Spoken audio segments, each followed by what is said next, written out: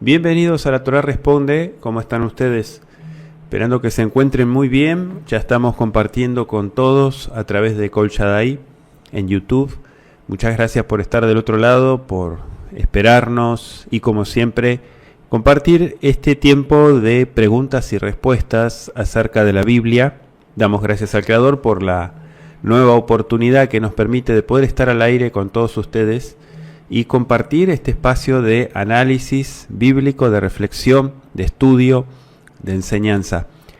Vamos a estar respondiendo las preguntas. Algunas preguntas se estuvieron juntando ya de la semana anterior, esta que pasó no, sino la anterior. Y como siempre les digo, que si alguna pregunta se pasó y no se respondió, revisen los programas anteriores para hacernos el favor de reenviarla. Si están sus posibilidades, reenviarnos el correo con las preguntas si es que no se respondieron. No quisiera que quede ninguna pregunta pendiente y bueno, a veces es mucha la labor, el trabajo que hay detrás para poder salir al aire y brindar este espacio de estudio con todos ustedes. En pantalla tenemos el correo para que nos envíen las preguntas, beitefila@kolshaddai.hotmail.com. Esperamos también que nos pongan la ciudad y el país de donde nos están escribiendo. Queremos también conocer hasta dónde nos están sintonizando, dónde estamos llegando también a través de YouTube. Muchas gracias también por saludarnos a través del chat, los leemos también y muchas gracias por estar como siempre del otro lado, compartiendo y apoyando esta propuesta de estudio de Kol Shaddai. Muy bien, vamos entonces a empezar ya aprovechando el tiempo, como decimos siempre, para ir respondiendo las preguntas que se estuvieron juntando. La primera pregunta que tenemos desde Managua, Nicaragua, dice: ¿me podría explicar las porciones de Mateo capítulo 5, versos 31 y 32 y Mateo 19, 9? Muy bien, vamos a leerlas primero, por favor. Vamos a ir a Mateo capítulo 5, acompáñeme, versos 31 y 32. Dice así: fue dicho, cualquiera que repudie a su mujer dele carta de divorcio, pero yo os digo que cualquiera que repudie a su mujer salvo por causa de fornicación, hace que ella adultere, y cualquiera que se case con una repudiada, adultera. Muy bien. Vamos a leer también la porción, ya que estamos acá en Mateo, Mateo 19, ahí mismo en Mateo, el versículo 9. Dice: y os digo que cualquiera que repudia a su mujer, a no ser por causa de fornicación, y se casa con otra, adultera.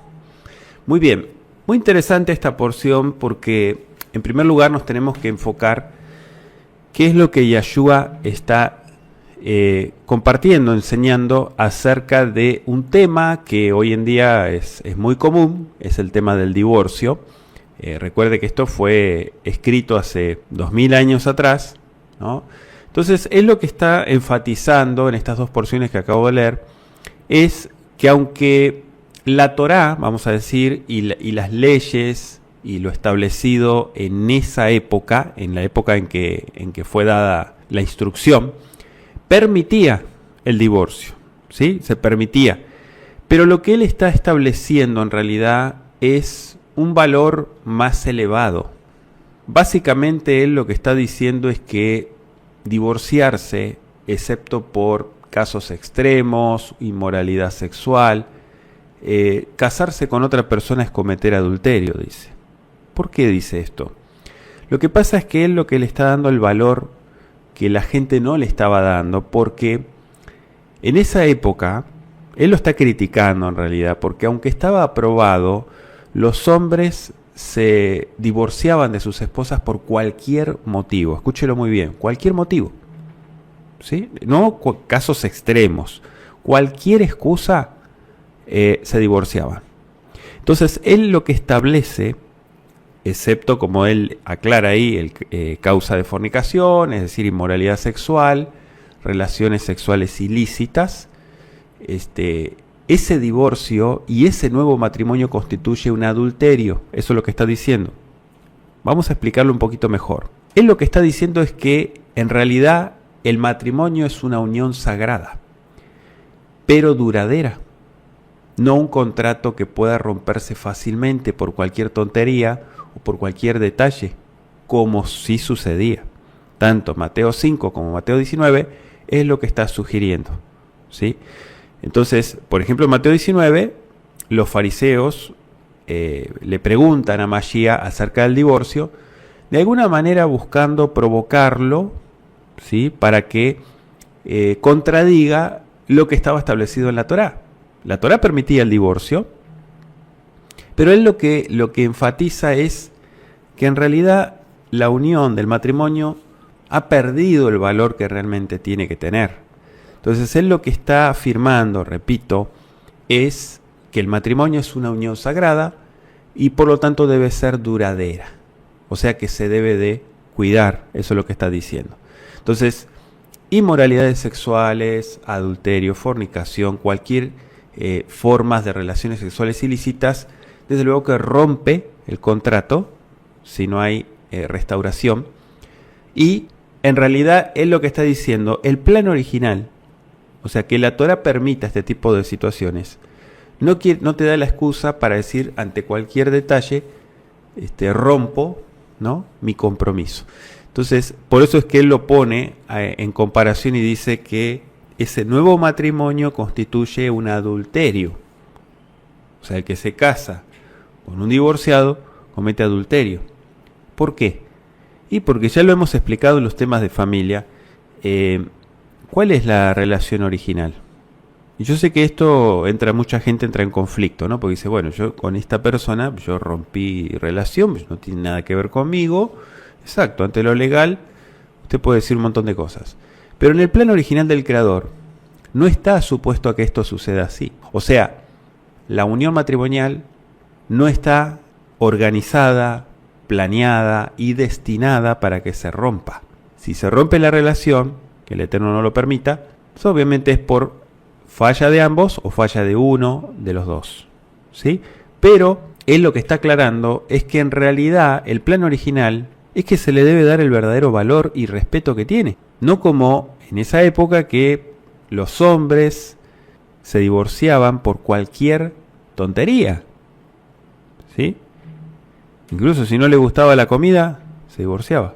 Entonces, casos que usted dice, bueno, tan exagerados, sí, exactamente. El hecho de que había un permiso, como todo, ¿no? El permiso siempre hay un abuso con la excusa de que está permitido. Entonces, esto es lo que él está aclarando, es la postura de decir, ok, el matrimonio es algo muy sagrado. Y lamentablemente la gente no lo está valorando y no están durando los matrimonios como tienen que durar porque no hay un respeto y un cuidado y una atención debida como tiene que ser. Entonces, si se está buscando cualquier excusa para no tomar responsabilidad y romper esa relación, exactamente, entonces ahí no hay colaboración, no hay cooperación, no hay nada, se desbarata, se rompe, se deshace la relación. Entonces eso es lo que él está básicamente explicando, por eso es que lo estaban probando, ¿sí? O sea, si él dice algo en contra de la Torá, o sea, sabían con qué preguntarle, sabían con qué atacarlo, porque lo que querían era hacerlo caer para que de alguna manera dijeran, bueno, él está enseñando algo que, miren, tengo pruebas, él acaba de decir algo que va en contra de la Torá, de nuestras leyes. Entonces él no dijo nada en cuanto a ello, él lo que estableció fue el verdadero valor espiritual, sagrado, que tiene el matrimonio, es el que se debe darle, ¿no? Él lo que eleva es el estándar moral del matrimonio y de la unión sagrada. Muchas gracias por la pregunta que nos envió, espero haber dado claridad, luz entendimiento, ¿no? Sobre todo en cuanto a esta pregunta que nos envió desde Managua, Nicaragua. Muy bien, vamos a otra pregunta. Desde Wisconsin, Estados Unidos, dice: ¿puede un creyente de Torá practicar yoga y artes marciales solo con el propósito de actividad física para una mejor salud corporal? Bueno, el yoga y las artes marciales tienen un origen, ¿sí? Por lo tanto, tienen una conexión con muchas cosas que nada tienen que ver con la Torá. Yo entiendo que a veces el médico, ¿no? Le recomienda haga yoga para desestresarse, para estirarse, para tener una mejor salud corporal, etcétera. Pero miren, en lugar de yoga y de conectarse con todos estos demonios y todos estos ídolos, ¿no? Porque también hay una filosofía a partir del yoga, ¿no? No es que es solamente un ejercicio corporal y ya. Uno puede hacer stretching, puede hacer estiramiento, y es totalmente recomendable. De hecho, de preferencia se tiene que hacer todos los días. Si usted tiene una colchoneta, ¿sí?, la pone en el piso, descalzo, y se puede estirar, hacer ejercicios de estiramiento, sin necesidad de entrar en todo esto del yoga, y hacer posturas y cosas que en realidad sí, todo eso está conectado con todos estos ídolos, estos dioses. Eso es así. O sea, esto es una filosofía oriental y es algo que viene de algo que no tiene nada que ver con la Torá. Si usted me dice mejorar actividad física y mejorar salud corporal a través de las artes marciales, la respuesta es no. Usted puede salir a caminar, puede hacer natación, ¿sí? O sea, si no tiene una pileta, alberca o como se le llame, en su casa, pues puede pagar ir a un lugar donde pueda nadar, pueda salir a caminar, hacer ejercicio, se puede ir a un gimnasio sin problema, o sea, todo lo que sea para mejorar la salud corporal, o comprar los equipos, aparatos, máquinas o caminadoras, y tener en la propia casa, ¿no? O sea, es una buena inversión para mejorar la salud corporal. Sí, desde luego. Digo, hay personas que tienen oportunidad de hacerlo, no lo hacen. Hay otros que no tienen oportunidad y dicen, bueno, yo no me alcanza para conseguir esto, pero puedo pagar un gimnasio, puedo hacer esto, o tan siquiera salir a caminar, salir a correr, hacer ejercicio. Pero no tenemos que caer en esto de, ok, yo voy a hacer artes marciales, porque artes marciales, además de ser algo violento, ¿no? Y todos estos, vamos a decir, deportes como el boxeo, como todo lo que incluya la violencia, está mal. ¿Sí? Está mal. No es correcto. Más allá de toda la conexión que tiene con toda esta idolatría de Oriente, ¿no? Se pueden hacer muchas cosas sin necesidad de caer en esto. La respuesta es no. No. ¿Puede un creyente de Torá practicar yoga y artes marciales solamente para el propósito de mejorar su salud física? No, porque tiene otras cosas que tranquilamente pueden reemplazar al yoga y las artes marciales. Tranquilamente puede hacer todos los ejemplos que le di recién y muchos más, ¿no? Pero sin necesidad de caer en todo esto. Usted quiere hacer ejercicios de respiración, no tiene que entrar en meditación trascendental y en todas esas cosas.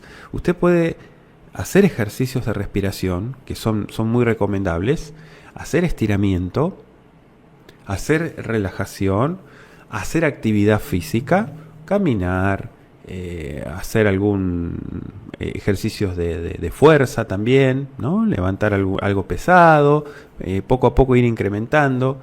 Obviamente siempre con alguien que lo esté coordinando, ¿no? Para no dañarse, no hacer algo incorrecto.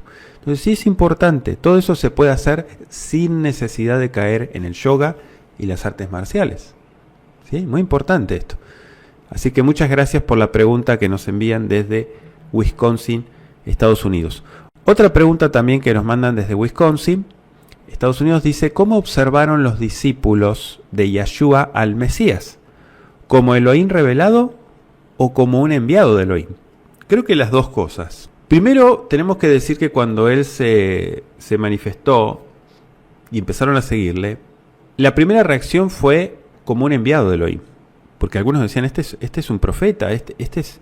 O sea, empezaron como a despertar, empezaron como a entender que él no era cualquier persona, no era un profeta más.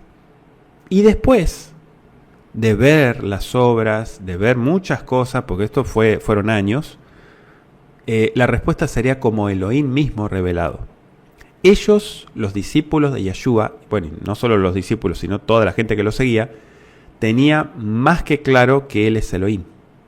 Eso sí, no tenían duda porque, de hecho, la gente incrédula, los religiosos incrédulos, ¿no? Estos religiosos que lo cuestionaban, decía, ¿cómo se te ocurre o cómo te atreves a perdonar pecados si el único que tiene autoridad para perdonar pecados es Elohim, no el hombre? Este es el cuestionamiento que le hacían. Claro, no entendían que era Elohim mismo revelado, por eso que él perdonaba, ¿sí? O sea, los hombres no pueden perdonar pecados, lo puede hacer el Creador nomás. Entonces, él lo hacía. Hay cantidad de evidencias bíblicas de que es Elohim mismo, ¿sí? Pero yo digo que esto fue un proceso. Primero lo veían como un enviado, pero después cuando empezaron a ver lo que él hacía, lo que él hablaba, lo que él afirmaba, todo, dijeron, no, es Elohim mismo revelado. Es la profecía de Isaías, de todos los profetas que anunciaron que vendría Elohim mismo nos salvaría. Y así fue, exactamente. Entonces yo digo que las dos preguntas, ¿no? Fue primero la segunda y después la primera. Primero lo vieron como enviado y después digamos que obviamente recibieron confirmación de parte del Creador mismo que era él.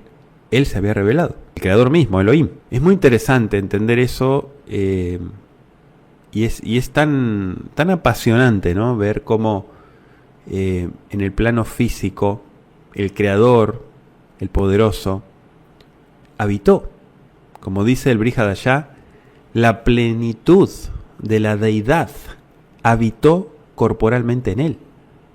Eso es lo que mucha gente no termina de entender. O sea, ¿qué quiere decir eso? La plenitud de la deidad. O sea, es Elohim.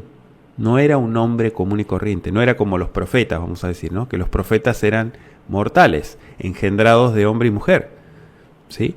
Este era un ser físico, humano, pero engendrado a partir de algo paranormal, sobrenatural. Impresionante. Ese es el Mashiach. Ese es el verdadero Mashiach. El verdadero Mashiach no es un hombre común y corriente como, vamos a decir, como Jeremías o como Oseas o cualquier profeta. No. El Mesías se profetizó y fue anunciado, nació, se reveló, se manifestó y cumplió todo tal cual como él lo dijo, como lo dijo el Creador.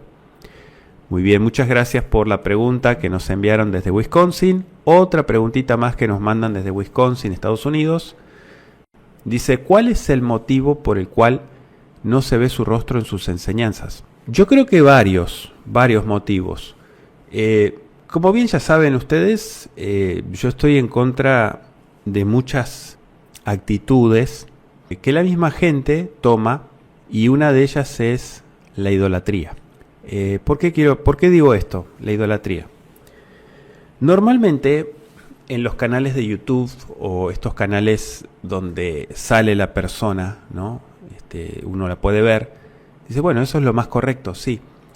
Pero hay un comportamiento anormal, no en todos, en muchas personas, donde se confunden. Y en realidad, la persona que está instruyendo, que está compartiendo la escritura, la misma gente lo vuelve un ídolo. Yo no quiero ser ídolo de nadie, ¿no? ¿Y por qué digo esto? Porque lo he visto, nadie me lo contó, lo he visto. La gente empieza a idolatrar, empieza a generar una dependencia de eso, de lo visual. Y acá lo importante es el mensaje de la Escritura. Acá lo importante es compartir la enseñanza del Mesías, no mi persona. Número 1. Número 2. El ídolo, como lo dije ya en muchas oportunidades, lo forma la gente. El ídolo no se hace solo, ¿sí? El ídolo lo construye la gente a partir de estos ideales, a partir de estos comportamientos estúpidos, ¿no? Esa es la palabra, de idolatrar a una persona, de mandarle mensajitos y ponerle flores y ponerle un montón de cosas. Todo eso es una falta de respeto. Al punto, imagínense, de llegar a encontrar en las redes sociales una foto mía en la casa de una de estas creyentes, entre comillas, porque no creo que sean creyentes si hacen ese tipo de falta de respeto. Como bien saben, yo soy una persona casada, yo no me meto con nadie y por lo tanto nadie se tiene que meter conmigo, ¿sí? Que yo comparta la Biblia, que yo comparta las Escrituras, no le da derecho a muchas, sobre todo a las mujeres, ¿no? Hay muchas mujeres muy desubicadas, muy desagradable, que se disfrazan de creyentes, pero en realidad son totalmente desubicadas. Imagínese, si usted, varón que me está escuchando, encuentra la foto de su esposa, un cuadro de su esposa, en contactos que usted tenga en Facebook o en redes sociales, de otros varones, usted va a decir, ¿qué hace en la casa de esta persona una foto de mi esposa? Bueno, es totalmente impensable, ¿no? Sin embargo, ese tipo de estupidez hacen muchas mujeres, sobre todo, esa idolatría estúpida de mandar mensajes empalagosos, ¿sí? Y digo, todo eso es una falta de respeto, ¿eh? Eso no es respeto, es todo falta de respeto. Yo digo que a veces es mejor el silencio y a veces es mejor quedarse al margen que estar haciendo ese tipo de tonterías. No me interesa ser ídolo de nadie, no me interesa estar en ningún hogar, que mi foto, mi cuadro esté en ningún hogar. No lo hace mi esposa, lo va a hacer una de estas desubicadas. ¿Me explico? Entonces hay muchas cosas que son detonantes, son cosas que si no se pone un freno y si no se habla y se deja en claro, muchas de estas creyentes, que para mí no son creyentes, son cualquier cosa, no se sabe ni siquiera ubicar. Y todo el mundo sabe, por los audios, los temas que vengo dando hace cantidad de años, todo el mundo sabe que yo soy una persona casada. Por lo tanto, si estás sabiendo que la persona que está impartiendo escritura, Biblia, es casada, no tienes por qué estar mandándole mensajitos y haciendo ese tipo de halagos, pública o privadamente. Para nada. Eso es desubicado. La vez pasada me preguntaban un poco, una de las preguntas que me hacían, creo que fue de Wisconsin también, me hablaban sobre el tema del recato. Bueno, esto justamente, el recato es el que marca ese espacio, vamos a decir, ese límite, donde no hay que cruzarlo, ¿no? El recato te marca un límite.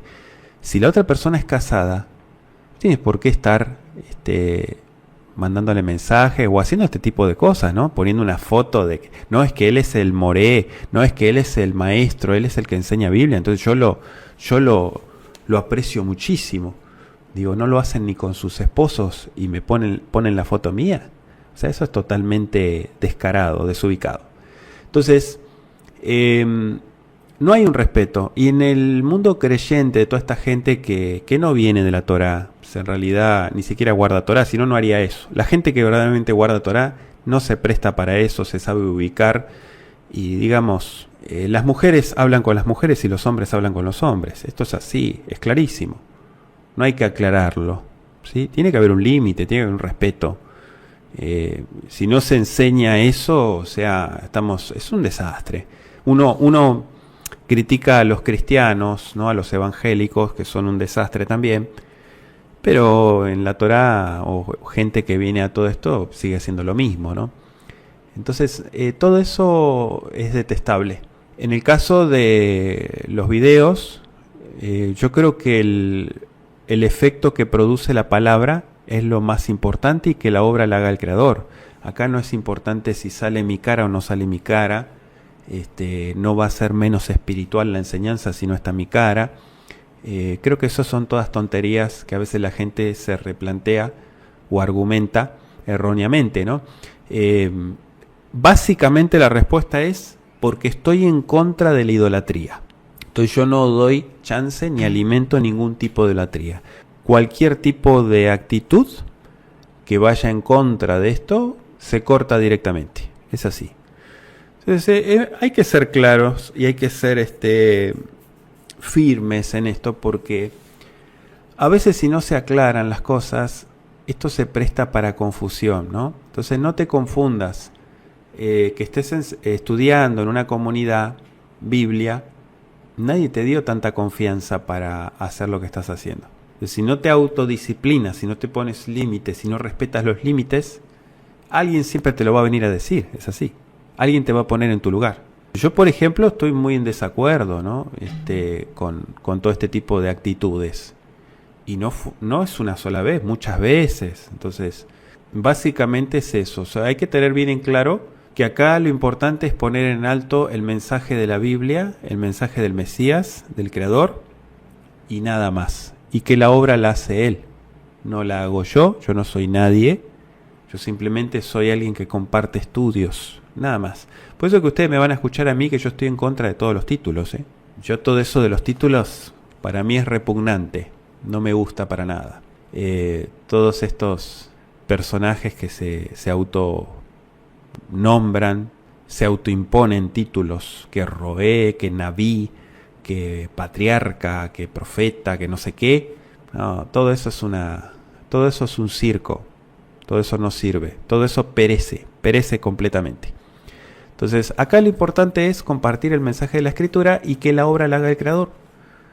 No la hacemos nosotros la obra la hace el Creador, ¿sí? Esto es algo espiritual, por lo tanto, espiritualmente se tiene que trabajar las cosas. Y el Creador está por encima de todo. Nosotros solamente somos granos de arena, nada más. Entonces, eso es básicamente, perdónenme si me extendí un poquito, pero básicamente porque no ven mi rostro en las enseñanzas, ¿sí? Aunque mucha gente obviamente esté en desacuerdo con esto que estoy diciendo, o lo vea un poquito extremista, o bueno, cada quien sacará sus propias conclusiones. Acá lo importante es poner en alto, repito, el nombre del Mesías, no mi nombre, ni tampoco mi persona. Muchas gracias por la pregunta que nos envió desde Wisconsin. Otra pregunta más que nos envían desde Wisconsin, Estados Unidos, dice: ¿puede una mujer tocar shofar? ¿Puede una mujer enseñar públicamente? Sí, ambas preguntas es sí, la respuesta. Hemos dado estudios acerca del shofar, es un instrumento ceremonial, y si bien lo tocaban varones en la antigüedad, atalayas, ¿sí? Sobre todo en las guerras también, porque bueno, tenía diferentes propósitos el shofar. La mujer no está exenta de esto. O sea, la mujer tranquilamente puede tocar shofar. No es ninguna profanación, ninguna falta de respeto. Es como el tema de la enseñanza. Yo digo que el hombre y la mujer, todos son llamados y salvados y redimidos por el Mesías. Lo que pasa es que hay un criterio religioso donde se tiene en mente, escuchen muy bien, se tiene en mente que en el antiguo Israel, cuando se formó todo lo que es el sistema levítico, ¿no? El sacerdocio y demás, estaba compuesto por puros hombres. Entonces, de ahí se toma la idea de que solamente el hombre es el que enseña, la mujer no puede enseñar, no puede hacer esto, no puede hacer nada. No es así. En el Mesías, Él salvó, rescató, redimió tanto al hombre como a la mujer. Y eso se ve porque habían discípulas también que compartían y que testificaban, o sea, no se quedaban calladas. Entonces, ¿la mujer puede enseñar públicamente? Sí, puede enseñar, siempre y cuando enseñe lo que marca la Escritura, ¿no? No enseñe otras cosas. Es lo mismo que el hombre. Enseñar la Biblia, sí. Testificar, sí. ¿La mujer puede tocar el shofar? Sí, puede tocar el shofar, sin ningún problema. Y esto no es que tomo como modelo las religiones y todo eso, no. Estamos hablando coherentemente de lo que testifica la Escritura, la Biblia, ¿sí? Estas colaboradoras que tenía Shaul también, ¿no? Hubieron mujeres que fueron usadas por el Creador no solo para anunciar, para proclamar su palabra, sino para liderar también. Entonces, eso es importante entenderlo porque si no se cae en el sistema religioso tradicional donde, no, solamente el hombre, y claro, muchas veces por falta de hombres responsables, ¿no? Que realmente tengan el valor para hacer lo que tienen que hacer, la mujer muchas veces sale perdiendo, ¿no? No, muchas veces, y hay comunidades que por falta de hombres, las mujeres se ponen al frente. Y no por manipulación ni nada por el estilo, sino porque no hay. O sea, hay comunidades, de hecho, hasta en el judaísmo se ve rabinas, ¿no? Que enseñan, ¿no? Porque obviamente hay comunidades y situaciones donde no hay varones preparados que estén realmente ahí. Entonces, testificar y enseñar y compartir y llevar la luz, yo creo que ese mandamiento es parejo para todos. Todos tenemos algo que compartir y testificar, tanto hombres como mujeres. Entonces acá no somos quienes nosotros para decir, no, sí, no. No, yo digo que todos los que fuimos redimidos y salvados y rescatados por el Creador, tenemos algo que enseñar y compartir, ¿sí? Espero haber dado luz y claridad y muchas gracias por la pregunta también que nos mandaron de Wisconsin. Otra pregunta más que nos envían desde Wisconsin, Estados Unidos, y está muy bien que nos manden muchas preguntas. Yo les digo, si los demás creyentes que nos están escuchando dicen, no, yo no me animo a mandar preguntas y esto y lo otro, anímese a mandar, porque acá lo importante es participar, ¿sí? Yo les digo, ya sea de Wisconsin, de diferentes lugares, miren, si tiene 10 preguntas, mande 10 preguntas, no tenga pena, o sea, no tenga vergüenza, mande preguntas. Porque lo que no aprovechan otros, pueden aprovecharlo ustedes. Es así. Así que saludamos a toda la comunidad allá de Wisconsin, Estados Unidos, ¿sí? Que nos están sintonizando, escuchando. Muchas gracias por participar siempre. Yo digo que cada Shabbat están enviándonos preguntas. Así que muchas gracias. Otra pregunta que nos hacen desde Wisconsin, Estados Unidos, dice, según Hebreos 9:12, ¿por qué dice redimiendo a todo el mundo, ya que los que no se arrepienten no son redimidos? Vamos a leerlo primero, Hebreos 9:12. Dice, ni por medio de la sangre de machos cabríos, ni de becerros, sino por medio de su propia sangre, entró una vez por todas en el lugar santísimo, habiendo asegurado eterna redención. ¿Sí? Así dice la versión textual. Bueno, acá nos está compartiendo desde Wisconsin, dice, ¿por qué dice redimiendo a todo el mundo? Ya que los que no se arrepienten no son redimidos. Bueno, vamos a aclararlo. No es que la obra de Él, independientemente de la decisión de la gente, ya son redimidos. No, eso no está diciendo el texto de Hebreos. Lo que Él está diciendo es que el acto de Él abrió esa puerta de la redención para que todo aquel que se arrepienta y que le busque y que tome la decisión de seguirle, tenga acceso a través de la fe a esa redención.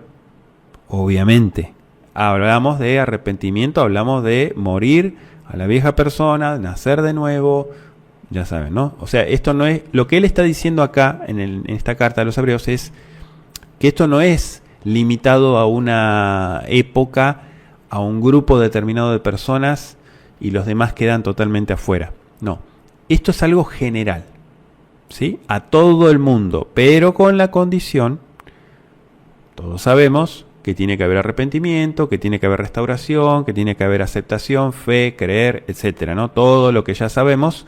Entonces, esa puerta a nivel general fue abierta, pero está la voluntad y la decisión de cada persona. La persona decide. Si se arrepiente, sabe que puede contar con esa redención. Pero si no se arrepiente, no puede contar con esa redención.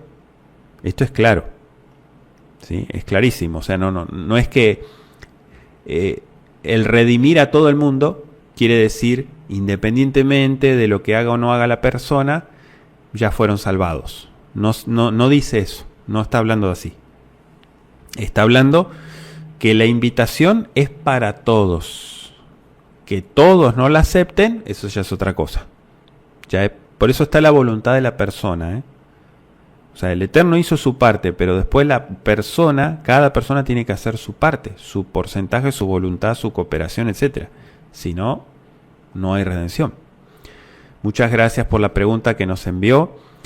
Otra pregunta que nos están enviando desde Seattle, Estados Unidos, dice: de todos los animales kosher en general, ¿qué no debemos consumir de ellos? Por ejemplo, las partes internas, riñones, estómago, tripas, o externas como el rabo, orejas, ubre, etc. Bueno, vamos a explicarlo. Sí, los animales kasher o kosher, como dicen en inglés, kasher significa permitido, apto para el consumo humano, ¿no? Hay animales que, de acuerdo a Levítico 11, ahí especifica cuáles se pueden consumir y cuáles no. Cuando hablamos de animales permitidos, como la vaca, por ejemplo, o el cordero, por dar un ejemplo, ¿no?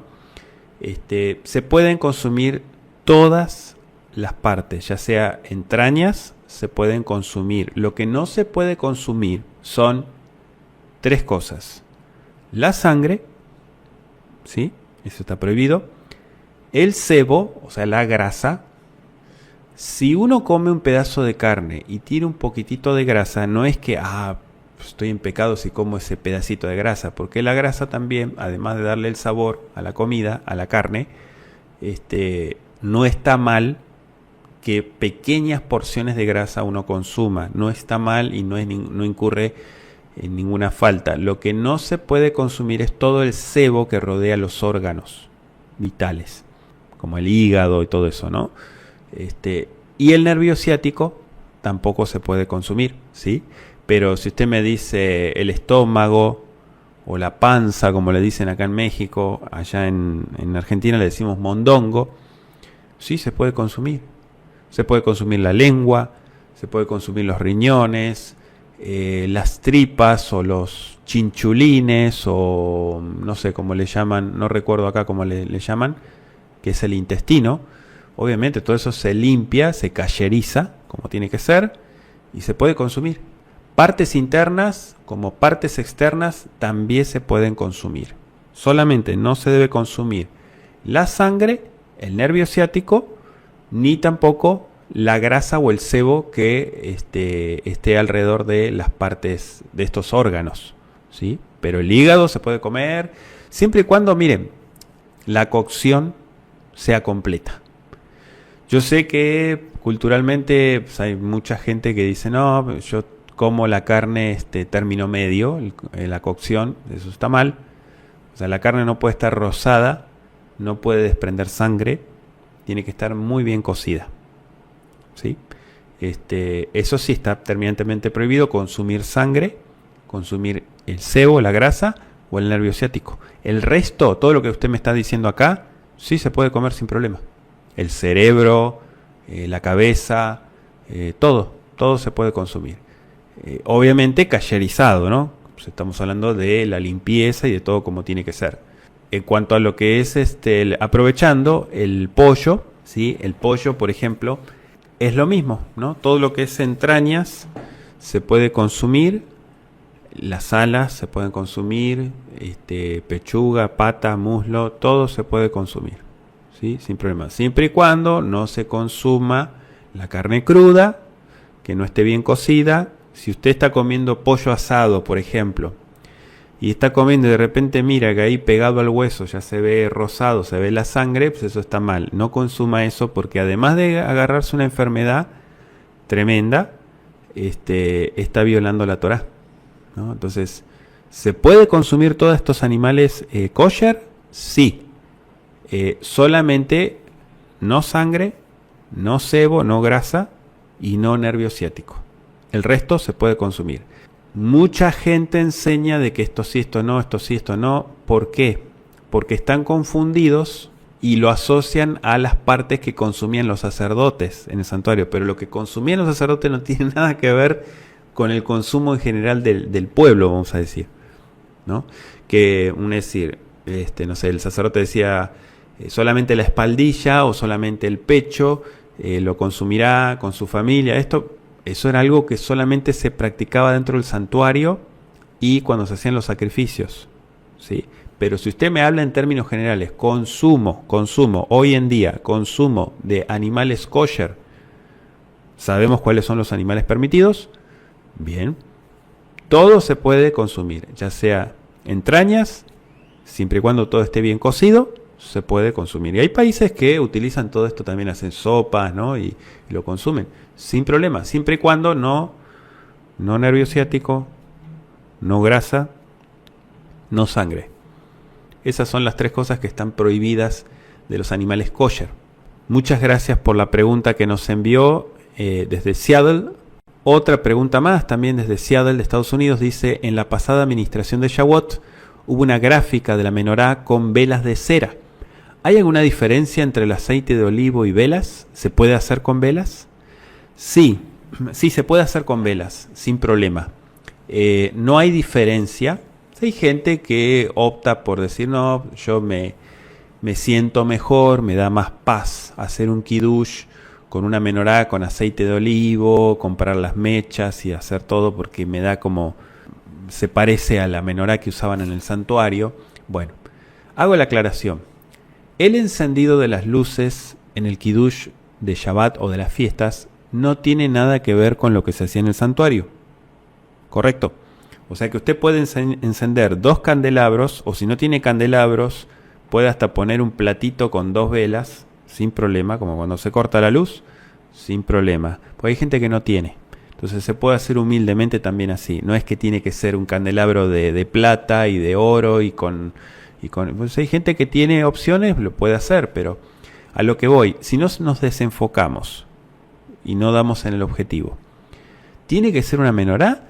¿O puede ser candelabros comunes? Pueden ser candelabros comunes, portavelas comunes, sin problema. Si ustedes encienden velas de cera, generalmente se recomienda que sean estas de parafina o las que se consumen completamente, que no ensucian, que no manchan. Son más higiénicas. Blancas, ¿no?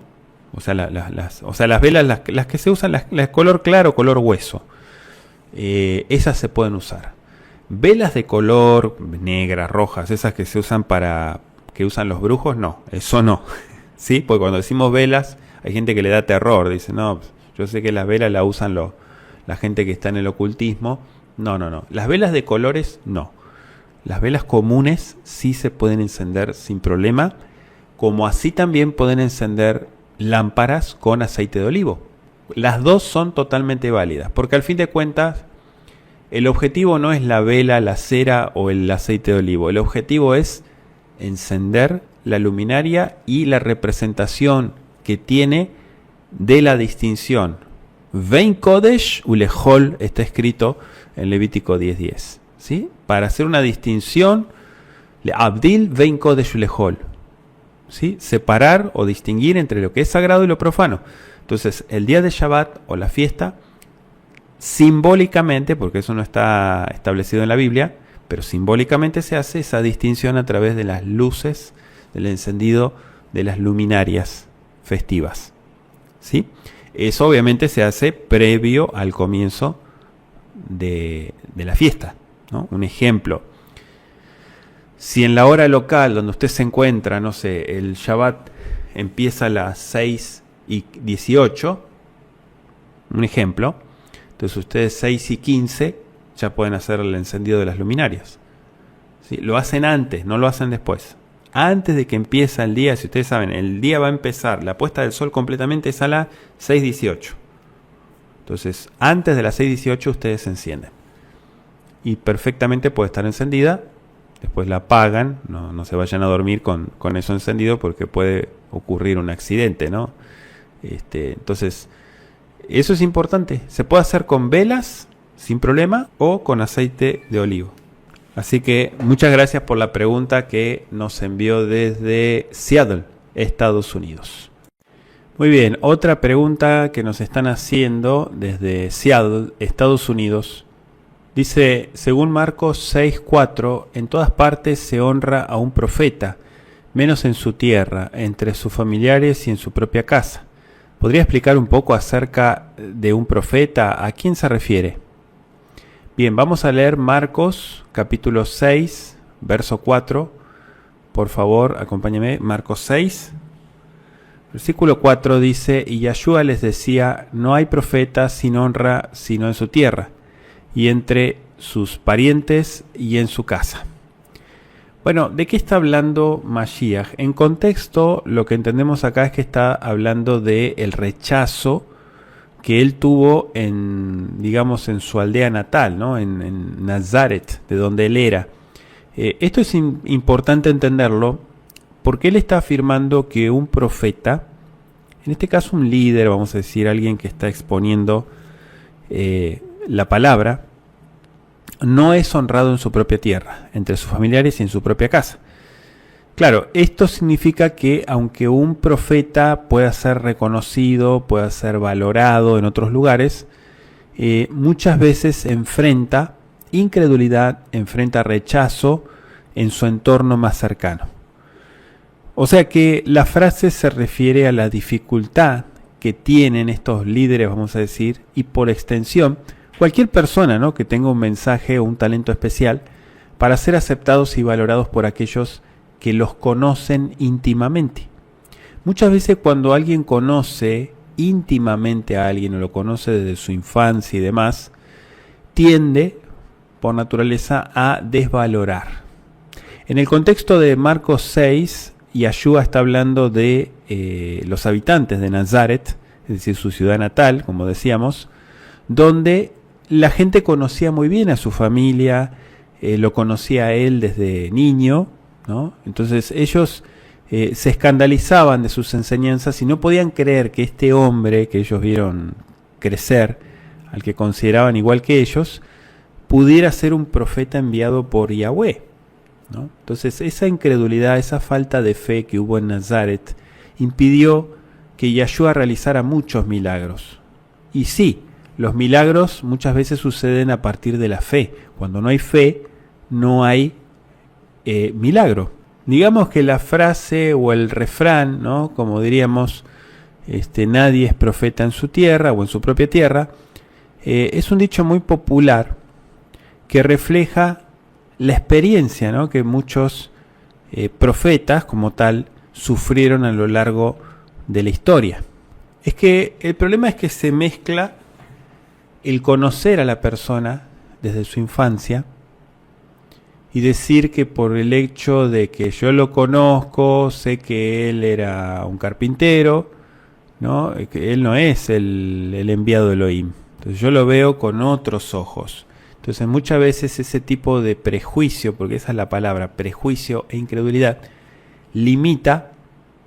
Y Yahshua estaba hablando acá, cuando usted dice profeta, o sea, ¿a quién se refiere? Se está hablando del mismo, ¿no? Él de alguna manera simbólica, alegórica, estaba hablando de él mismo. O sea, él no estaba siendo valorado por su propia ciudad natal, en su propia ciudad natal.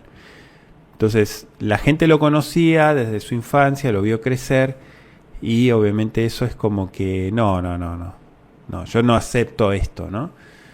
Eso se ve mucho hasta mire, si usted le dice algo a un familiar cercano, un pariente cercano suyo, un hermano, quien sea, le dice algo, le aconseja, le dice una gran verdad, no le va a poner mucha atención, como si viniera alguien de afuera, un desconocido, y le dice lo mismo que usted le dijo.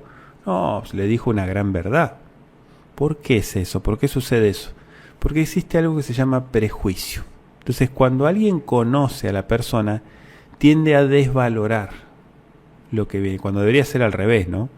Pero tiende a desvalorar. Entonces, lo que digan los demás sí es mucho más valioso que lo que yo te estoy diciendo, cuando en realidad es exactamente lo mismo. Entonces, no hay profeta en su propia tierra, tiene que ver con eso, ¿no? Es un refrán, una frase que se ha vuelto muy popular y tiene que ver con esto, con el prejuicio que existe en el ser humano por no valorar y por conocer el entorno de la persona. Muchas gracias por la pregunta que nos envió desde Seattle, Estados Unidos. Otra pregunta que nos están enviando desde Colón, Panamá. Dice, ¿podría dar las fechas exactas de las próximas fiestas bíblicas? Sí, claro que sí. Me gustaría también que vayan tomando nota ¿sí? Porque es importante también tomar nota de las fechas para que no exista confusión. Bueno, la próxima fiesta que viene es Yom Teruah, ¿sí? Yom Teruah va a ser la noche del lunes 22 de septiembre, anótenlo, 22 de septiembre a la noche, va a caer lunes este año, es decir, lunes para martes, ¿no? Va a ser el 22 y el martes 23 hasta la noche. Yom Teruah. ¿Sí? Vayan tomando nota, yo les doy tiempo para que lo anoten y no quede duda, que yo no sabía, que bueno, otros hicieron otra cosa y bueno, ahí tienen la fecha exacta de cuándo van a ser las próximas fiestas bíblicas. Sigue a esto Yom Kippur. Yom Kippur este año va a caer el miércoles 1 de octubre. Anótelo, miércoles 1 de octubre a la noche inicia el ayuno y va a ser todo el jueves 2 de octubre hasta la noche. Es un ayuno de 25 horas. Recuérdenlo, miércoles 1 de octubre a la noche empieza Kippur y termina el jueves 2 de octubre, es decir, al otro día, a la noche. O sea que va a caer este año miércoles y jueves Yom Kippur. Muy bien. Otra fiesta que sigue después es Sukkot. Bueno, Sukkot va a ser, este año cae lunes, va a ser el lunes 6 de octubre. Lunes 6 de octubre a la noche, claro, para el martes 7 de octubre. Ese es el primer día festivo de reposo de Sukkot. Recuerde que Sukkot son 7 días más 1, o sea que este año vamos a estar celebrando hasta el lunes 13 de octubre. Repito, Sukkot este año cae desde el lunes 6 de octubre hasta el lunes 13 de octubre. ¿Por qué 8 días? Porque son 7 días de Sukkot más 1 que es Shemini Atzeret, el octavo día de Sukkot. Entonces, de lunes a lunes va a ser toda esa semana, va a ser Sukkot. Entonces, estas son las fechas de las próximas festividades bíblicas que vamos a estar compartiendo con el favor del Creador, si Él lo permite, poder también transmitir y compartir enseñanzas para estas fiestas en los próximos meses, si el Eterno lo permite, a través de Kol Shaddai. Bueno, muchas gracias por la pregunta que nos estuvieron enviando desde Colón, Panamá. Otra pregunta que nos están enviando desde Manta, Ecuador, dice: escuché que la guerra de Medio Oriente es el anuncio del antimesías. ¿Es correcto eso?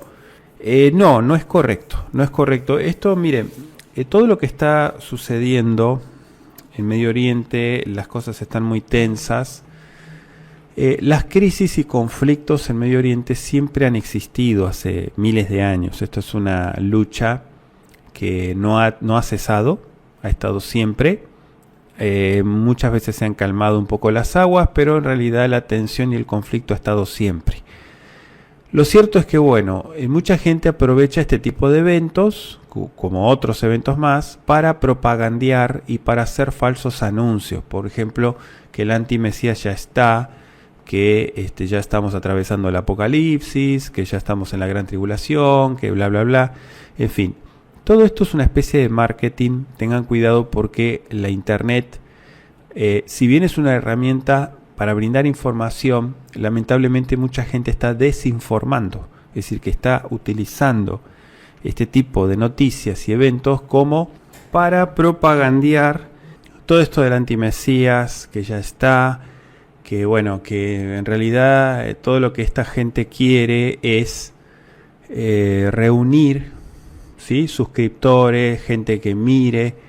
Es como las portadas de los periódicos, de los noticieros, ¿no?, que ponen títulos que capten la atención, que vendan, que hagan marketing, que el consumismo esté a full. Entonces, muchas veces utilizan este tipo de eventos para hacer esto, ¿no? Como dice el dicho, hacen leña del árbol caído. Es decir, que se aprovechan de este tipo de eventos muy tristes, muy lamentables, como para sacar su provecho.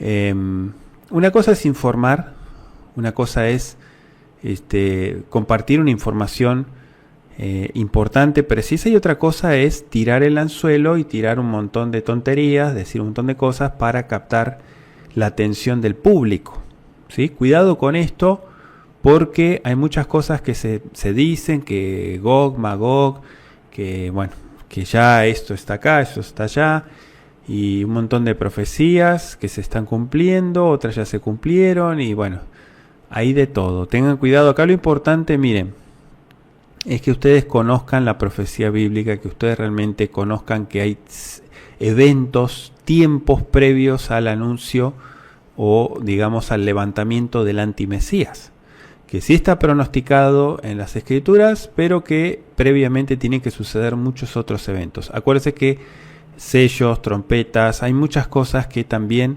tienen que suceder de acuerdo a lo establecido en la escritura. Hay muchas cosas que han sucedido ya en la historia, como virus y muchas cosas, no quiero mencionar las palabras, ¿sí?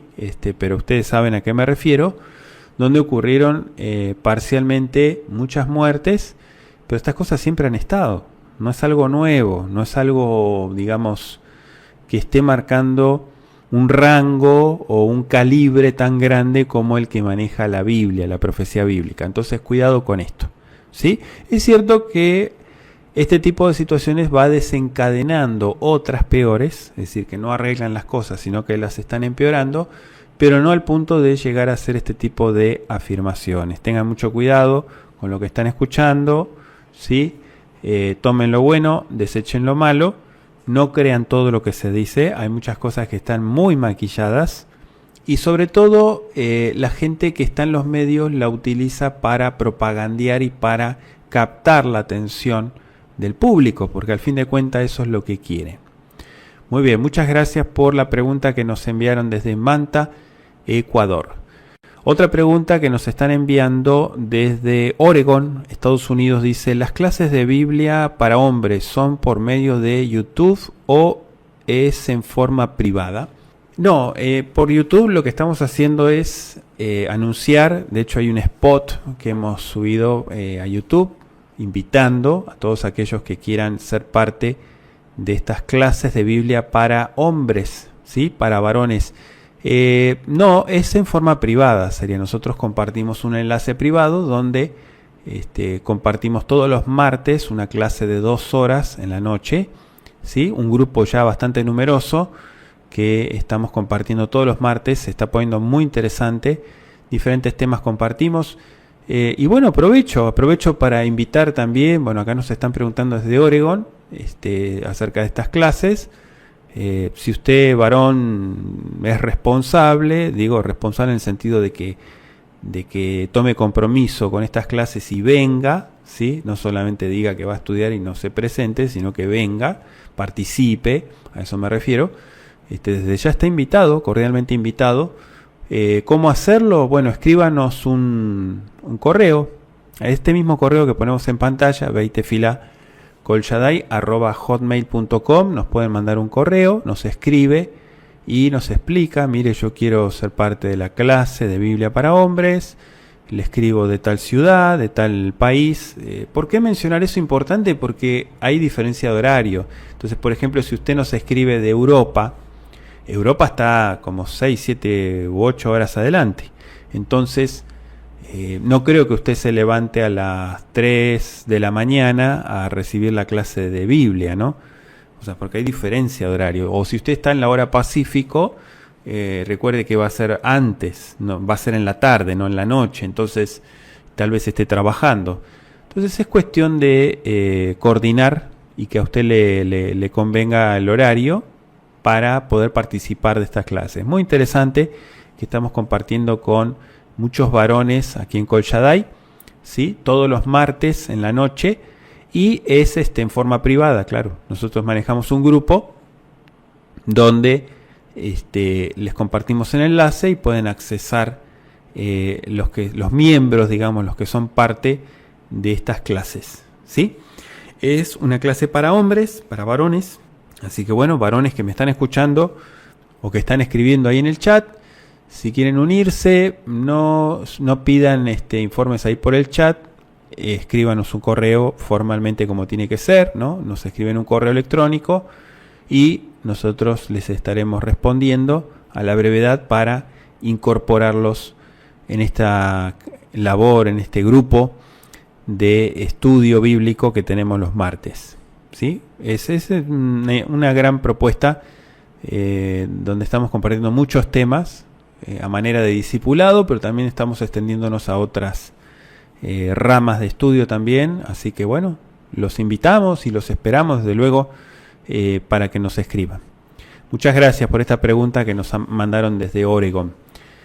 Otra pregunta también de Estados Unidos, desde Hartford, dice: ¿cómo detectar el engaño del que habló Mashiach en Mateo 24? Bueno, muy interesante esta pregunta. Bueno, por lo siguiente. Mateo 24 habla de un engaño, pero el gran problema, miren, mucha gente que ha venido y está viniendo a la Torá, cree que se está saliendo del engaño y está viniendo a la verdad, pero la realidad de las cosas es lo siguiente. El cristianismo, el pastor, el apóstol dominguero, ustedes saben, ¿no? El cristianismo no es ese el engaño, eso ya sabemos que no tiene nada que ver con todo esto. El engaño viene desde adentro. El engaño, según Mateo 24, viene desde los mismos elegidos, desde los mismos escogidos. Es decir, desde la Torá.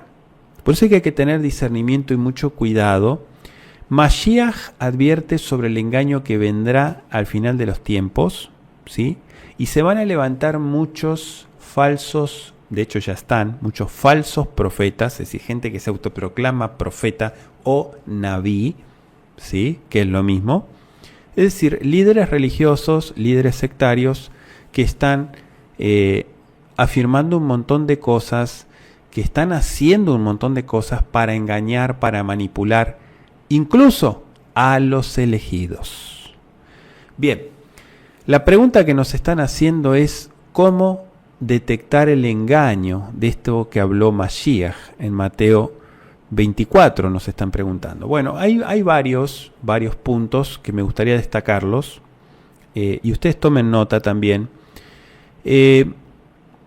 En primer lugar, lo más importante es conocer la Escritura, ¿sí? Conocer la palabra de Elohim.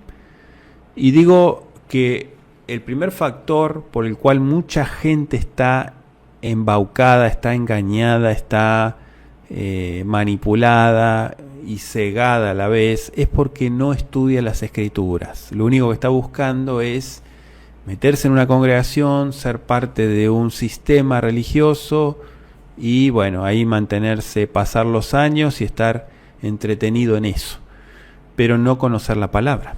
Entonces, conocer la palabra quiere decir familiarizarse con la Escritura, con las enseñanzas, con los valores. ¿Para qué? Para poder discernir lo que es verdadero a lo que es falso.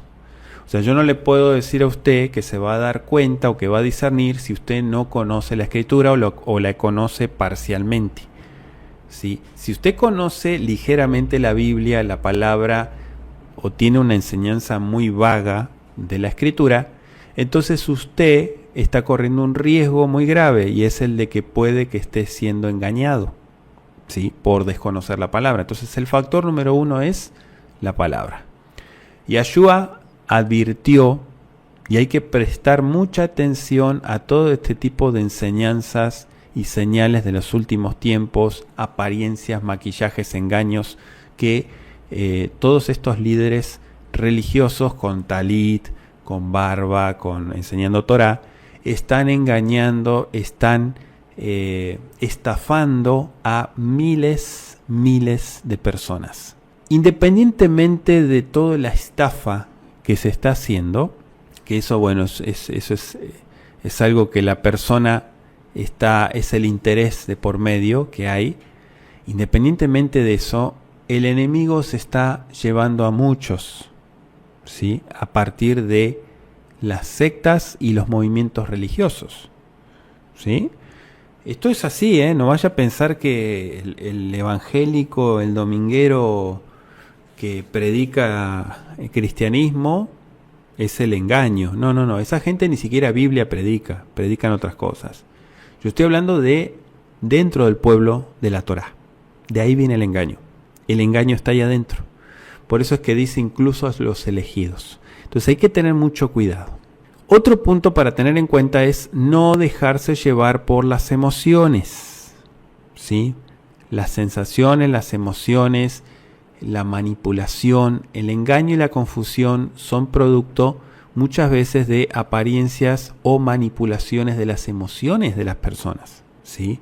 Alguien te puede hablar muy bueno, muy creíble, te puede decir muchas cosas, pero si no estás de acuerdo a la escritura, porque tienes conocimiento de la escritura y estás dándote cuenta que eso no está en la Biblia, entonces, por más bonito que te hablen y por más cosas que te digan, disfrazadas de luz y de Torá, es engaño y es mentira y su fin es el mal, la perdición.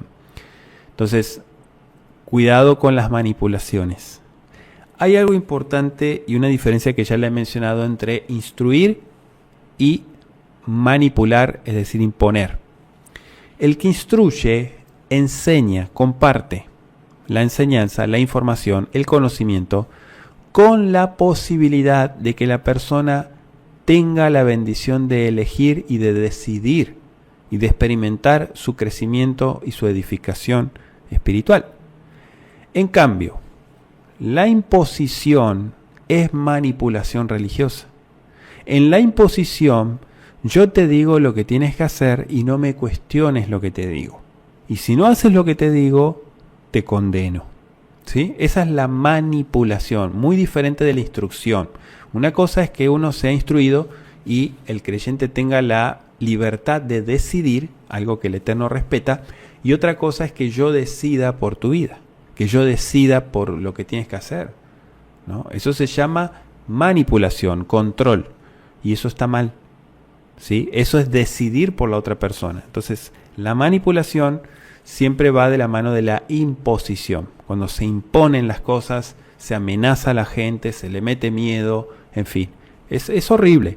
Pero todo este tipo de banderas rojas, ¿sí? Advertencias, son las que se pueden detectar como el engaño. Acá nos está preguntando cómo detectar el engaño, ¿no? Del que habló Mashiach. Bueno, bienvenidos. El engaño está adentro, no viene de afuera. El engaño viene desde adentro. Por eso es que hay que cuidar muy bien lo que se está haciendo y lo que se está aprendiendo, lo que se está estudiando. Esto es importante porque, mire, nadie tiene la garantía, nadie tiene la seguridad si no vela, si no ora, si no cuida su fe y su vida espiritual, ¿sí? Su relación espiritual con el Creador, a eso me refiero. Otro punto que podemos agregar a todo esto es velar y orar, es decir, estar vigilantes. Uno tiene que conocer la Biblia. Si conoce la Biblia puede discernir. Si no conoce la Biblia, o la conoce más o menos, fácilmente puede ser engañado. Si se deja manipular sus emociones y su personalidad es desprogramada, manipulada, pues ya está en el horno. Y si no ora y no está vigilando, digamos, velando, mucho menos. Entonces, las facultades espirituales, el discernimiento y todo lo que viene de parte del Creador se activa cuando la persona coopera y hace su parte. El Creador no va a bajar un ángel del cielo y decirte te están estafando, te están engañando en este lugar. No lo va a hacer.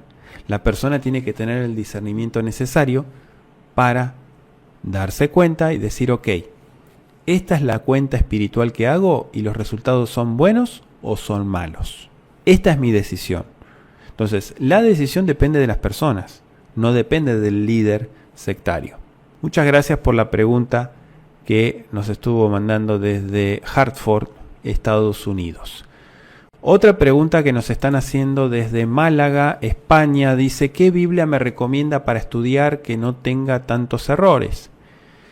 Bueno, que no tenga tantos errores, todas tienen errores, algunas puede que tengan menos, pero yo no soy de recomendar Biblias en español por lo siguiente.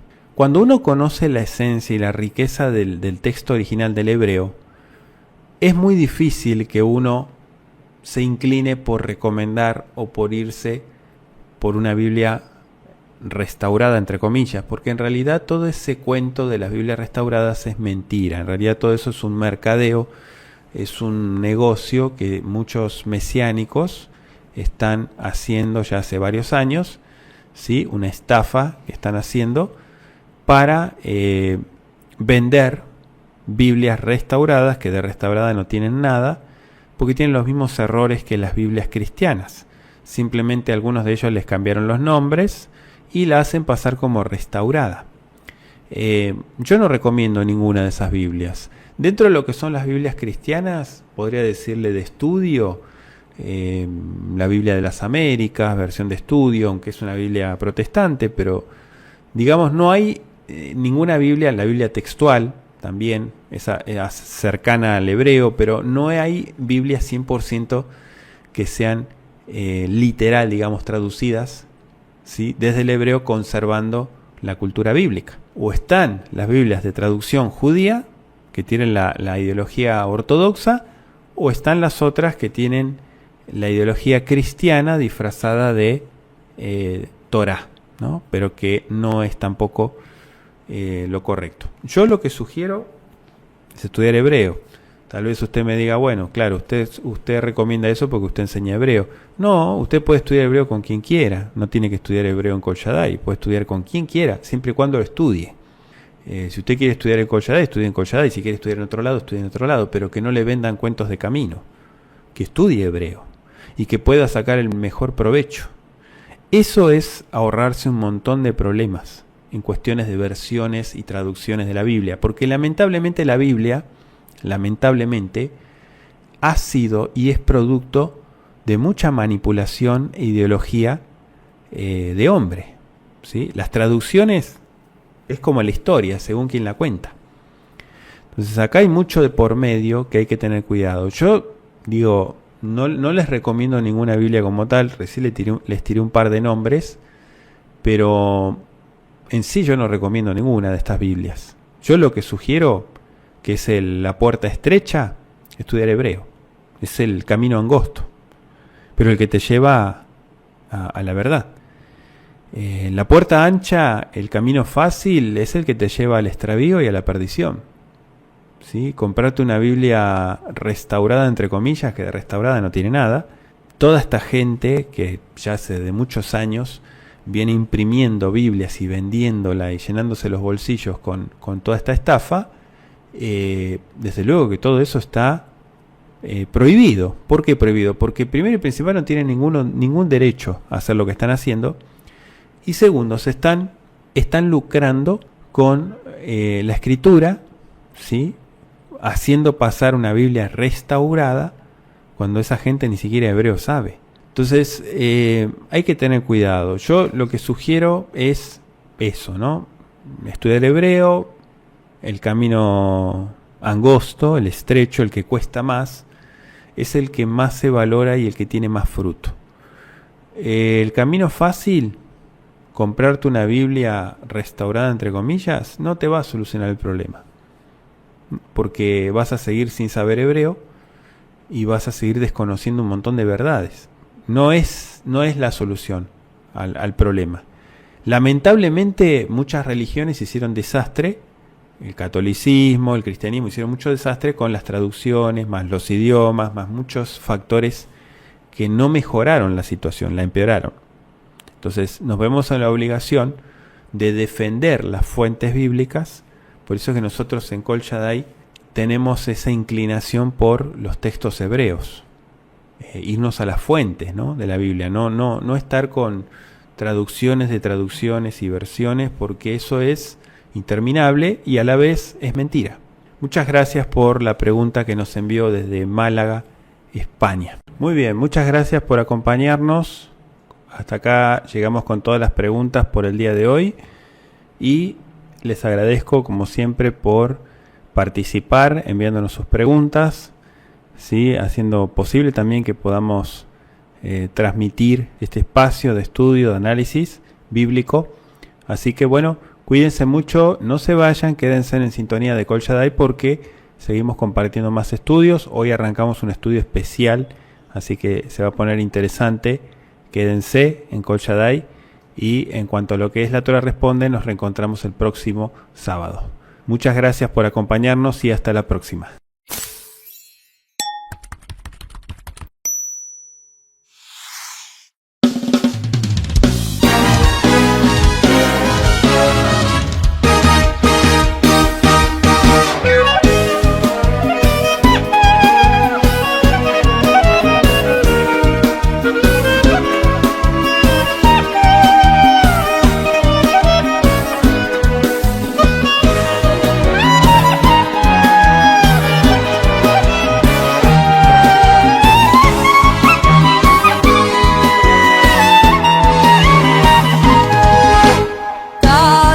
da da da da da di da da da, mai ya ya ya la la, da da di da da da.